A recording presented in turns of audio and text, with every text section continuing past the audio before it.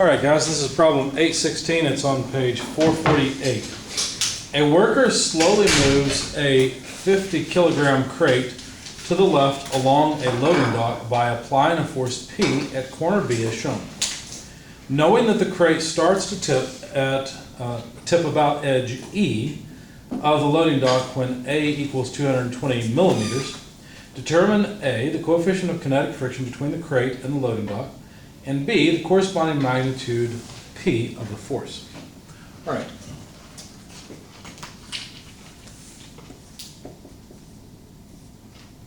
Why did they tell us all that information about the tipping? About point E? What was that all about? Does the drawing help? Well, that's where the normal force is applied, isn't it? I was gonna say, So the normal force has to be applied at point E. If it's starting to tip, there's no support back here. It's off the ground, so to speak, right? Because there's no support, it's just at E. Now, they've given us some information about the crate, but the weight's going to act through the center of mass, and it's a 50 kilogram crate, so how much is the weight? Is it 50 kilograms? Yes. No. Kilograms are mass, not weight. Yeah, but I was just thinking, like, because it's a word problem. Weight equals mg. Yeah. Okay, so 50 kilograms times what? is it 9.8 9.81 what? meters per second squared. Good. Why is it not 32.2 feet per second squared? Because we're Because it's not kilograms, using that not- system, we're using just Bless you. It is, it's just the same thing, but in a different system. It's like saying, how long is this? Well, about 18 inches or a foot and a half. Same thing, right? Right. But in our system, it'll be a whole lot easier to use 9.81 so we don't have a bunch of foot to meter conversions to take care of. We can get the same thing. This is going to be about 500. We go ahead and multiply it out if you would please. It's a little less, 490 something I imagine. It's like 50 kilograms. It is 50 kilograms, yes. Yeah, 490.5. 490.5. And what are the units? They are newtons. You could say they are kilograms times meters per second squared, but that's the same thing as a newton, okay? All right, so there's the weight of the thing. And we know that force P acts at a 15-degree angle from horizontal. Since the length of the crate is 1.2 meters, it seems to me that the weight must act at about 0.6 meters or 600 millimeters. They said that the edge of the crate is hanging off by a magnitude A equals 200 millimeters. I'd say that's 0.2 meters since we're trying to work with meters. The height of the crate is 0.9 meters, but I'm not sure that will make a bit of difference. We'll see. Maybe so. That does make a difference, I guess, because of where the force P is applied. So what are we trying to figure out? We're trying to figure out the coefficient of kinetic friction. So apparently, the worker has been slowly pushing it out, so it's sliding right now. So what do we know about the friction force? Well, first of all, what do we know about a free body diagram? Let's find out. Let's see, we got weight. We've got a normal force acting over it, of course, 0.2 meters. You got the force in it. Yeah, there you go. We got that. That's about it, isn't it? Almost. What did I miss? This way. The way we can read it. How about the friction force? So the friction force is going to act opposite of the direction of motion. The direction of motion is to the left. Okay, so friction must act to the right. All right. Now, if there's no acceleration, then the thing is in static equilibrium, even though it's not. I mean, it is moving, but that can still be static, right? However, we got kinetic friction here. That seems really confusing. What do we mean by that? What do we mean it's slipping? That's what we mean by kinetic friction. Okay? How do you suggest we begin this? Looking at all the reactions. The reactions, figure out the magnitude of the force. They ask for the corresponding magnitude of force P. I think the easy way to do that is to sum moments about this point E, don't you think? If we sum moments about point E, the friction force and the normal force, which are both unknown, are just gone. All right, so let's start there. So if we sum moments about point E, taking counterclockwise as positive, we should get 0. Because of course it's not starting to tip. And of course there is a px component, a py component to P. And that force px is going to cause, let's see, a counterclockwise moment, so that's positive. Px times its moment arm. What is the moment arm for px? 0.9? 0.9 meters, excellent, that's correct. Because notice that 0.9 meters is perpendicular, it's a perpendicular distance to px. How about py? What is its moment arm? Oh, by the way, does it cause a positive or negative moment about E? Would it be, one meter for the Y? It is 1 meter, that's right. But does it cause a positive or negative moment? You're Oh, right. it causes a positive moment. Good, you got it. Okay, why is it 1 meter? Because we've got 1.2 overall less 0.2, so that's 1 meter distance. Good. Is that it? No, and the W accounted The for. weight adds the moment. Is that moment from the weight about E, is it positive or negative? Negative. Negative. What is the moment arm for the weight? From E, it is 0.4. 0.4, that's right, because 0.6 less 0.2 is 0.4. So the moment arm, 0.4 meters, there we go. Now, you look at this and you say, well, it looks like we have one equation and 2 unknowns. But we know something about the relationship between px and py. What do we know about it? We know the angle it acts at.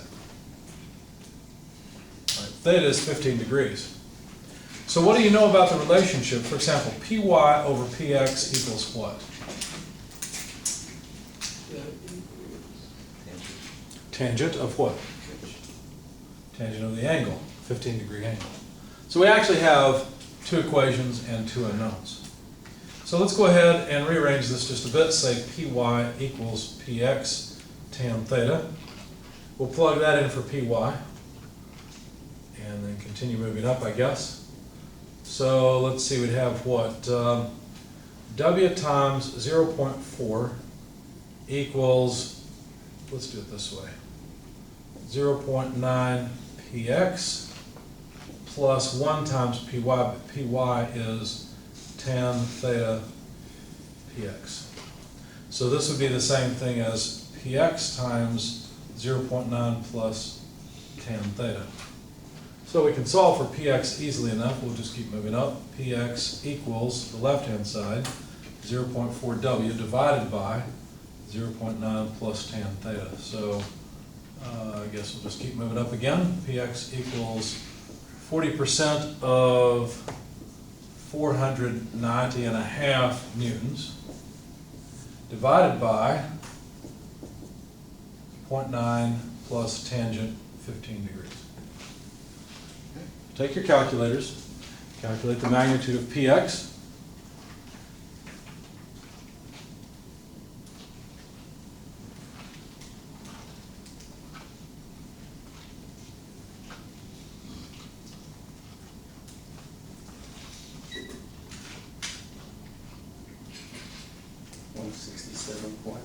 .99, or yeah, just do 2 decimal places, 99. Is it repeating? No, it's .986759. Okay, so you said 99. Yeah. Anyone second that? Seems reasonable to me. I'll second it. All right. So there's px. How would we get the magnitude of p? Well, px is related to p. It's just a triangle again, right? There's a cosine relationship. So px divided by cosine theta. So px is 167.99 newtons divided by cosine 15 degrees. So what do we get for our magnitude of force P?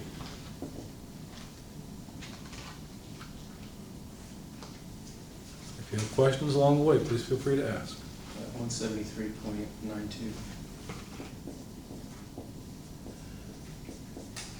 Okay, so there's our magnitude for P, just from summing moments about E. What else did they want to know? Well, they wanted to know the kinetic friction coefficient between the plate, or the crate, excuse me, and the loading dock. All right, well, you probably get that. Let's make a note, this is 490.5 newtons. What should we do now? Any ideas? We use the formula of FK Equals? UKN. Good. So in other words, mu K equals the kinetic friction or the kinetic friction force divided by the normal force. So we better somehow get this kinetic friction force and the normal force. How should we get those? How about if we sum forces in the vertical direction and in the horizontal direction? In the vertical direction, we'd have the normal force minus the weight force, and then plus the PY. Py. So the normal force would just be equal to the weight force minus Py. So that would be 490.5 newtons. Py, we could have calculated here, or we can get it here, it doesn't really matter. Py is going to be equal to P, let's see, times sine theta. So we can just use that. So minus P, 173.92, sine of 15 degrees. Okay, so this is a 5, and that's an S. Be clear? Of course, this has units of newtons as well, so I don't know why I bothered writing newtons there. It's a subtraction sign. Anybody have the normal force magnitude?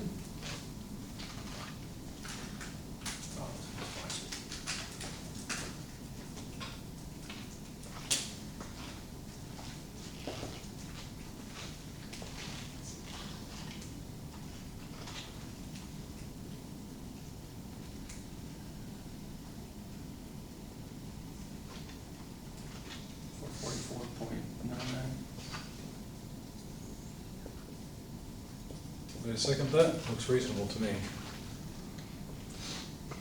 444.99.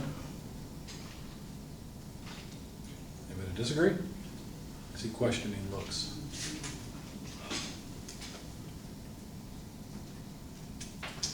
Seems about right. All right, so how about summing forces? If we were to sum forces in the horizontal direction, what would that tell us? Just by looking at the free body diagram. What would it tell us about the friction force? If it's not moving or stopping it, then it would be equal to PX. That's right, PX and the friction force are equal to each other. It's not accelerating. So all we need here is PX. We've already got that, so why prove that PX is the friction force? There's no need. PX is equal to 167.99 newtons divided by the normal force, which we found here somewhere. Yeah, the 444 point. There it is, thanks. 444.99 newtons. Take that ratio, that should be the friction coefficient. And what is that? A little more than a quarter, I think? 30% maybe, something like that? You guys don't mind calculating that number for me, I appreciate it.